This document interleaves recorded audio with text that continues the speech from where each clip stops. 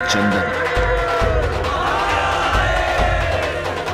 यावेळी आमच्याबरोबर होते नेतोजी पालकर, सिद्दी हिलाल, हणमंतराव खराटे, पांढरे, हिरोजी इंगळे, भीमाजी वाघ, सिधोजी पवार, गोदाजी जगताप, सरदार महाडिक हे सगळे सरदार झुंज गाजवीत होते.